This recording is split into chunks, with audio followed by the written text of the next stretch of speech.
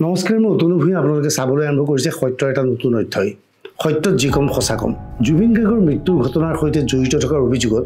ইতিমধ্যে আৰক্ষীয়ে গ্ৰেপ্তাৰ কৰা শ্যামকানু মহন্ত আৰু সিদ্ধাৰ্থ শৰ্মাৰ আৰক্ষীৰ জিম্মাৰ দিন কাইলৈ উকলিব অৰ্থাৎ কাইলৈ 14 দিন সম্পূৰ্ণ হ'ব আৰক্ষীয়ে দুজন ব্যক্তিক 14 দিনৰ অধিক সময় নিজৰ জিম্মাত ৰাখিব নোৱাৰে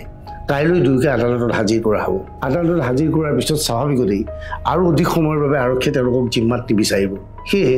কাইলৈৰ দিনটোত অৰ্থাৎ মঙলবাৰে আদালতে দুয়োকে ন্যায়িক জিম্মালৈ প্ৰেৰণ কৰাৰ কথা অৰ্থাৎ দুয়োকে জেললৈ প্ৰেৰণ কৰা হ'ব অৰ্থাৎ কাইলৈৰ পৰা জেলত থাকিব লাগিব শ্যামকানু মহন্ত আৰু সিদ্ধাৰ্থ শৰ্মা বিগত 14 দিন ধৰি শ্যামকানু মহন্ত সিদ্ধাৰ্থ শৰ্মা থাকিবলগীয়া হৈছিল চিআইডিৰ লকআপত ইতিমধ্যে সমগ্ৰ ঘটনা সংঘটিত যিকেইজন ব্যক্তিক গ্ৰেপ্তাৰ কৰিছে তাৰ মাজত অন্যতম হৈছে শ্যামকানু মহন্ত সিদ্ধাৰ্থ শৰ্মা শেখৰ অমৃত প্ৰভা আৰু সন্দীপন গাৰ্গ আৰু জুবিন গাৰ্গৰ দেহৰক্ষী হিচাপে থকা বৰা আৰু বৈশ্যক এই আটাইকেইজনক চিআইডিৰ জিম্মাত ৰাখিছিল চিআইডিৰ জিম্মাত তেওঁলোকে যথেষ্ট সুখত থাকিব পৰা নাছিল সাধাৰণতে হাই প্ৰফাইল কেছত আৰক্ষীয়ে যেতিয়া কোনো এজন ব্যক্তিক নিজৰ জিম্মাত ৰাখে সাধাৰণতে দিনটো লকআপত থৈ নিদিয়ে দিনৰ ভাগত লকআপৰ পৰা সেই ব্যক্তিজনক উলিয়াই আৰক্ষীয়ে তেওঁলোকৰ বিভিন্ন প্ৰশ্ন জেৰা কৰে আৰু দিনটো তেওঁলোকক লকআপৰ বাহিৰত থাকিবলৈ সুযোগ দিয়া হয় আৰু সন্ধিয়া হোৱাৰ লগে লগে সেই ব্যক্তিজনক লকআপৰ ভিতৰলৈ প্ৰেৰণ কৰা হয় কিন্তু জুবিন গাৰ্গৰ মৃত্যুৰ সৈতে জড়িত থকাৰ অভিযোগত আটক কৰা ব্যক্তিকেইজনে এই সুবিধা লাভ কৰা নাই তেওঁলোকক 24 ঘণ্টাই লকআপৰ ভিতৰত ৰখা হৈছে আৰু প্ৰয়োজন সাপেক্ষে যেতিয়া জবানবন্দী বা জেৰা কৰিবলগীয়া হয় তেতিয়া তেওঁলোকক লকআপৰ পৰা অনায়া হয় এতিয়া লকআপৰ ভিতৰত তেওঁলোকক ৰাখাৰ ক্ষেত্ৰত চিআইডিয়ে বিশেষ সাৱধানতা অৱলম্বন কৰিছে চিআইডিয়ে ভালকৈ জানে তেওঁলোকৰ মাজতো যথেষ্ট সংখ্যক জুবিন অনুৰাগী আছে যদি এওঁলোকক ভিআইপি ট্ৰিটমেণ্ট দিয়া হয় তেনেহ'লে এই তেওঁলোকৰ কৰ্মচাৰীৰ মাজৰ পৰাই এই খবৰ লিক হোৱাৰ সম্ভাৱনা আছে আৰু যদিহে লিক হয় লগে লগে চিআইডি বিপদত পৰিব জুবিন গাৰ্গৰ মৃত্যুৰ বাবে জড়িত এই ব্যক্তিসকলক কোনো ক্ষেত্ৰতে ৰেহাই দিয়াৰ পক্ষপাতী নহয় চিআইডি বা এছআইডি এবাৰ হ'ল চিআইডিৰ কাৰ্যালয়টোৰ বিষয়ে উলুবাৰীত অৱস্থিত চিআইডিৰ কাৰ্যালয়টোত পুৰুষৰ বাবে বিশেষ লকআপৰ ব্যৱস্থা আছে এই লকআপৰ এটা লকআপত ৰখা হৈছে শ্যামকানু মহন্ত আৰু সিদ্ধাৰ্থ শৰ্মা আনটো লকআপত ৰখা হৈছে শেখৰ আৰু সন্দীপন গাৰ্গক আৰু ইয়াৰ লগতে চিআইডিৰ সেই কাৰ্যালয়ত আচলতে মহিলাৰ বাবে বিশেষ লকআপৰ ব্যৱস্থা নাছিল কিন্তু অমৃত প্ৰভাক গ্ৰেপ্তাৰ কৰাৰ পিছত অমৃত প্ৰভাৰ বাবে লকআপ নতুনকৈ প্ৰস্তুত কৰিবলগীয়া হৈছে চিআইডিয়ে খবৰ অনুসৰি চিআইডিৰ কাৰ্যালয়ৰ ওপৰ মহলাত এটা পৰিতত্ব কোঠা আছিল সেই কোঠাটো ঠিক ঠাক কৰি সেই কোঠাটোত সদ্যহতে অমৃত প্ৰভাক ৰখা হৈছে আৰু তাৰ ভিতৰতে কটাবলগীয়া হৈছে এই ব্যক্তিকেইজন যে বিশেষকৈ মই কৈছোঁ এটা চেলত আছে সিদ্ধাৰ্থ আৰু শ্যামকানু আনটো চেলত আছে শেখৰ আৰু সন্দীপন তেওঁলোকক 24 ঘণ্টাই পৰীক্ষা কৰে দুজনকৈ আৰক্ষীৰ চিপাহীয়ে এওঁলোক দুজনে কি কৰিছে কেনেকৈ আছে তাৰ গতিবিধি লক্ষ্য কৰা হয় এওঁলোকক মাটিত শুবলৈ দিয়া হৈছে শ্যামকানু সিদ্ধাৰ্থ সন্দীপন অথবা শেখৰ বা অমৃত প্ৰভাই মাটিত শুবলগীয়া পৰিৱেশৰ সৃষ্টি হৈছে পুৱাৰ ভাগত তেওঁলোকক লকআপৰ ভিতৰতে আহাৰ দিয়া হয় এয়া চিআইডিৰ ফালৰ পৰা দিয়া হয় সাধাৰণতে সন্মুখৰ হোটেলৰ পৰা পুৰি কেতিয়াবা ব্ৰেড বাটাৰ আদি তেওঁলোকক দিয়া হয় দিনটো জেৰা কৰা হয় মাজে মাজে চাহ খাবলৈ দিয়া হয় আৰু দুপৰীয়াৰ ভাগত আকৌ সন্মুখৰ হোটেলৰ পৰা ভাত আনি তেওঁলোকক খাবলৈ দিয়া হয় ইয়াৰ পিছত নিশাৰ ভাগত আহাৰ দিয়া হয় আৰু বিভিন্ন বিষয়ে যেতিয়া চিআইডিৰ কাৰ্যালয়ত উপস্থিত হয় এওঁলোকক মাতি আনি জেৰা কৰে নতুন নতুন তথ্য পোৱাৰ লগে লগে এওঁলোকক জেৰা কৰা হয় এতিয়া প্ৰশ্ন হৈছে লকআপৰ ভিতৰত এওঁলোক কেনেকৈ আছে এই আটাইকেইজনৰ অৱস্থাৰ বিষয়ে বিতং তথ্য ইতিমধ্যে সত্যই আহৰণ কৰিবলৈ সক্ষম হৈছে আমাৰ খবৰ অনুসৰি শ্যামকানু মহন্ত আৰু সিদ্ধাৰ্থ এটা লকআপৰ ভিতৰতে আছে এই লকআপৰ ভিতৰত এক অদ্ভুত পৰিৱেশ দেখা গৈছে আচলতে মানসিকভাৱে সাংঘাতিক ধৰণে ভাগি পৰিছে সিদ্ধাৰ্থ যি সিদ্ধাৰ্থ জুবিন গাৰ্গৰ মেনেজাৰ ৰূপে আছে যি সিদ্ধাৰ্থৰ বিৰুদ্ধে জুবিনক বিপান কৰাৰ অভিযোগ উত্থাপন হৈছিল সেই সিদ্ধাৰ্থই এতিয়া ভয়ে ভয়ে থাকে আনকি কেতিয়াবা পানী খাবলগীয়া হ'লেও ভয়ে ভয়ে পানীখিনি খায় তলমূল কৰি থাকে ইয়াৰ বিপৰীতে শ্যামকানুৱে সেই লকআপৰ ভিতৰতে আছে যদিও শ্যামকানুৱে দিনৰ ভাগত মাজে মাজে শৰীৰ চৰ্চা কৰে উল্লেখযোগ্য যে আৰক্ষীৰ জিম্মাত যোৱাৰ পৰিৱৰ্তে যেতিয়া শ্যামকানু এগৰাকী বিশিষ্ট ব্যৱসায়ী আছিল বিভিন্ন কাম কাজত জড়িত আছিল তেওঁ নিজৰ এটা জিম আছিল ঘৰত সেই জিমটোত বিভিন্ন সময়ত শ্যামকানুৱে এক্সাৰচাইজ কৰিছিল আনকি কিক বক্সিঙৰ প্ৰশিক্ষণ লৈছিল শ্যামকানুৱে সেইবোৰ শ্যামকানুৰ ফেচবুক পোষ্টত প্ৰায় দেখা যায় বা ইনষ্টাগ্ৰামতো শ্যামকানুৱে এইবোৰ আপলোড কৰিছিল কিন্তু জেলৰ ভিতৰত লকআপৰ ভিতৰত থাকি আমনি পায় মাজে মাজে শ্যামকানুৱে বুক ডাউন কৰে বা শৰীৰ চৰ্চা কৰিবলৈ চেষ্টা চলায় শ্যামকানুৰ শৰীৰত বা ভৰিত সাংঘাতিক বিষ হৈছে বুলি খবৰ আহিছে কিন্তু তাৰ নিৰাময়ৰ বাবে কোনো পন্থা এতিয়া ল'ব পৰা নাই ইয়াৰ বিপৰীতে সিদ্ধাৰ্থ প্ৰায় অন্যমনস্ক অৱস্থাত থকাৰ খবৰ আহিছে এবাৰ প্ৰশ্ন হৈছে আনটো চেলত থকা সন্দীপন আৰু শেখৰ কেনেকৈ আছে সন্দীপনো সাংঘাতিক ধৰণে মানসিকভাৱে ভাগি পৰিছে সন্দীপনে মাজে মাজে দেৱালত মূৰ খুন্দিওৱাৰ অভিযোগ উত্থাপন হৈছে যে মাজে মাজে কিবা ভাবে আৰু পিছ মুহূৰ্তত লকআপৰ ভিতৰত দেৱালত গৈ মূৰটো খুন্দিয়ায় মাজে মাজে কাৰোবাৰ সৈতে মনে মনে ভুৰভুৰাই থাকে সঞ্জীৱন গাৰ্গৰ মানসিক অৱস্থা এয়া কিন্তু শেখৰ যদি যথেষ্ট মানসিকভাৱে শক্তিশালী ৰূপত আছে স্বাভাৱিক ৰূপত শেখৰ আছে শেখৰে সমগ্ৰ ব্যৱস্থাটো সৈতে বুজিবলৈ চেষ্টা কৰিছে আৰু মানসিকভাৱে শেখৰ এনেবোৰ পৰিস্থিতিৰ মোকাবিলা কৰিবলৈ প্ৰস্তুত আছে ঠিক একেধৰণে মানসিকভাৱে ভাগি পৰা নাই অমৃত প্ৰভা অৱশ্যে অমৃত প্ৰভাই বিভিন্ন সময়ত CIDৰ ওচৰলৈ মাতি অনা হয় SITৰ ওচৰলৈ মাতি অনা হয় আৰু বিভিন্ন ব্যক্তিৰ সংক্ৰান্তত তেওঁ স্বীকাৰোক্তি দিয়ে আৰু সেই স্বীকাৰোক্তিবোৰ ইতিমধ্যে CIDয়ে নিজাববীয়াকৈ লিখি ৰাখিছে এইখিনি মুহূৰ্তত এটা ডাঙৰ প্ৰশ্ন উত্থাপন হৈছে যে জুবিন গাৰ্গৰ মৃত্যুৰ মৰণোত্তৰ পৰীক্ষা কেতিয়া প্ৰকাশ পাব জুবিন গাৰ্গক ইতিমধ্যে ছিংগাপুৰত মৰণোত্তৰ পৰীক্ষা কৰা হৈছিল কিন্তু অসমৰ ৰাইজে সেই মৰণোত্তৰ পৰীক্ষাত সন্তুষ্টি ব্যক্ত কৰা নাছিল অসমত পুনৰ মৰণোত্তৰ পৰীক্ষা কৰিবলৈ দাবী জনাইছিল ইয়াৰ প্ৰতি সঁহাৰি জনাই মুখ্যমন্ত্ৰী হিমন্ত বিশ্ব শৰ্মাই জুবিন গাৰ্গক দ্বিতীয়বাৰৰ বাবে অসমত মৰণোত্তৰ পৰীক্ষা কৰা হ'ব বুলি ঘোষণা কৰিছিল ইয়াৰ বাবে এক বিশেষ টীম গঠন কৰি আছিল এই টীমটোৰ মাজত এইমছৰ এজন বিশিষ্ট চিকিৎসকো আছিল জুবিনক মৰণোত্তৰ পৰীক্ষাৰ অন্তৰত জুবিনৰ শৰীৰৰ কিছু অংগ পতংগ দিল্লীৰ ফৰেনচিকলৈ পঠোৱা হৈছিল পৰৱৰ্তী ৰিপৰ্টৰ বাবে যাক ভিছেৰা ৰিপৰ্ট বুলি কোৱা হয় ইতিমধ্যে ভিছেৰা ৰিপৰ্ট আহি পৰিছে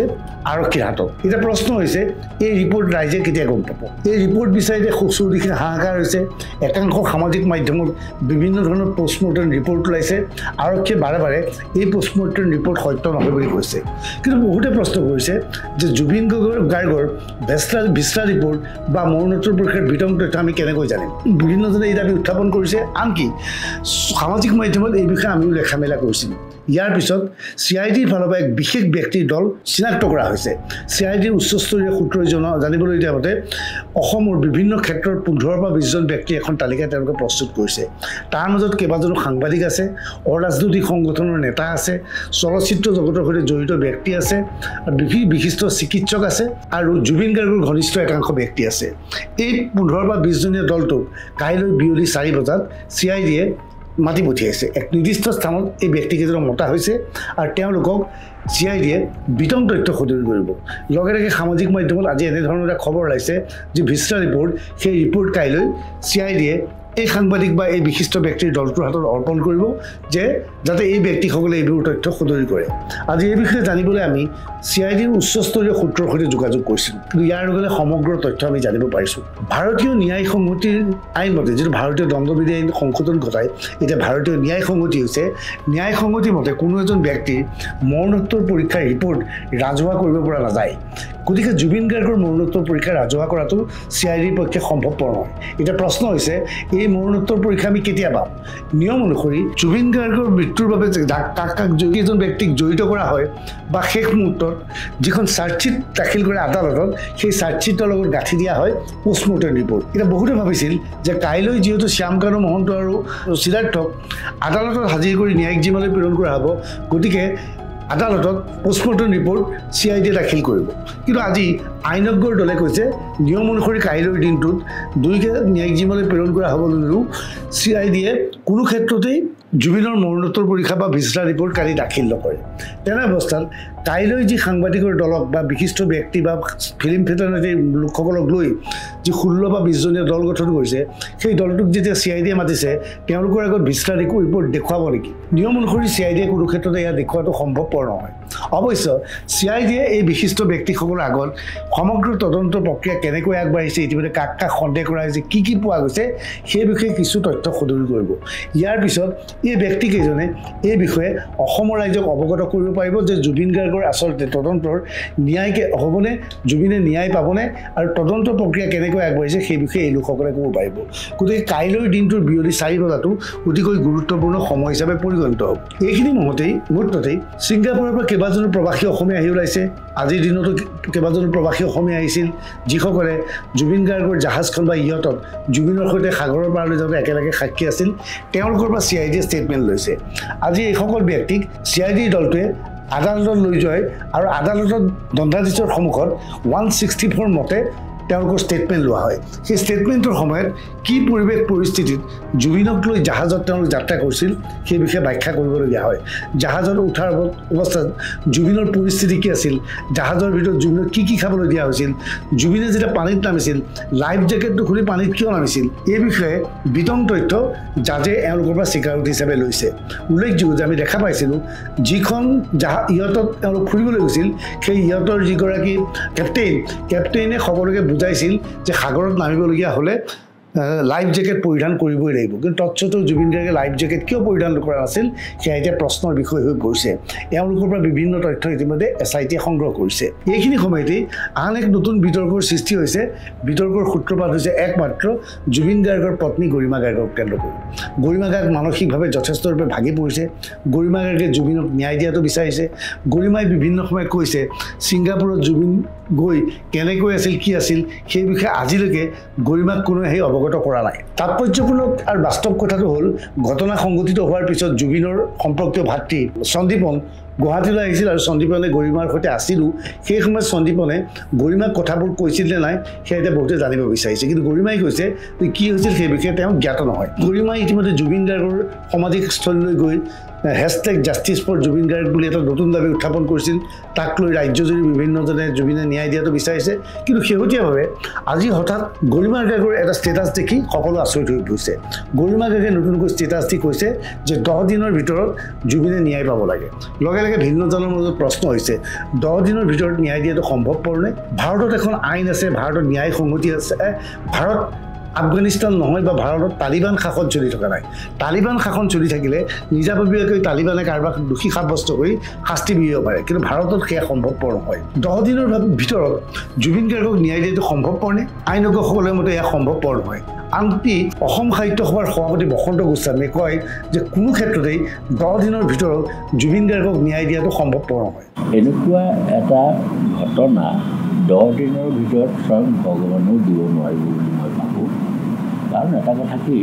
14 দিন সমাপ্ত হ'লেও নোৱাৰে নহয় দিব কি দিব নোৱাৰে দিব পাৰিব ৰিপৰ্ট এটা কিন্তু সাৰি গুচি যাব নহয় গতিকে সকলো দুৱাৰ বন্ধ কৰি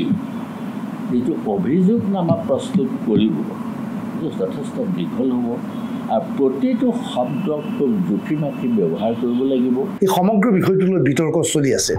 গৰিমা গাৰ্গ কিছু আৱেগিক হৈ পৰিছে কিন্তু অসমৰ গৰিষ্ঠ সংখ্যক লোকে বিচাৰিছে জুবিন গাৰ্গে ন্যায় পাওক কিন্তু জুবিনক ন্যায় দিয়াৰ নামত অতি খৰকটীয়াভাৱে প্ৰক্ৰিয়া হাতত ল'লে মূল অপৰাধী আঁতৰি যাব পাৰে আৰক্ষীৰ ফালৰ পৰা স্পষ্টভাৱে কোৱা হৈছে যে 3 মাহৰ ভিতৰত অৰ্থাৎ 31 ডিচেম্বৰৰ ভিতৰত জুবিনৰ মৃত্যুৰ চাৰ্জশ্বীট তেওঁলোকে আদালতত দাখিল কৰিব সেই চাৰ্জশ্বীটৰ লগত জুবিনৰ মৃত্যুৰ মৰণোত্তৰ পৰীক্ষা বা ভিজৰা ৰিপৰ্টটো দাখিল কৰা হ'ব সেই ৰিপৰ্ট ৰাইজে চাব পাৰিব আৰু সেই সময়তেই প্ৰকৃত দোষীক ধৰিবলৈ চৰকাৰ বা আৰক্ষীয়ে চেষ্টা চলাব মুখ্যমন্ত্ৰীয়ে ইতিমধ্যে কৈছে যে ভিজৰা ৰিপৰ্ট চোৱাৰ পিছত নিশ্চিত হৈছে যে তদন্তৰ প্ৰক্ৰিয়া ঠিকেই আগবাঢ়িছে গতিকে আমি কিছুদিন অপেক্ষা কৰাটো প্ৰয়োজন আমি গৰিমা শইকীয়া গাৰ্গৰ ওচৰত অনুৰোধ জনাইছোঁ আৱেগিক হ'ব নালাগে জুবিন কেৱল গৰিমা গাৰ্গৰে নহয় সমগ্ৰ অসমবাসীৰ বাবে সম্পদ আছিল সমগ্ৰ অসমবাসীয়ে বিচাৰে জুবিনে ন্যায় পাওক কিন্তু ন্যায় পোৱাৰ নামত লৰালৰিকৈ ব্যৱস্থা গ্ৰহণ কৰি পৰিস্থিতি ভুল হ'ব পাৰে ভুল পথেৰে আৰক্ষী অথবা CID যাব পাৰে গতিকে আমি ধৈৰ্য ধৰাৰ সময় আহি পৰিছে এই ভিডিঅ' সংক্ৰান্তত আপুনি আপোনাৰ মতামত কমেণ্ট ছেকশ্যনত লিখিব পাৰিব ধন্যবাদ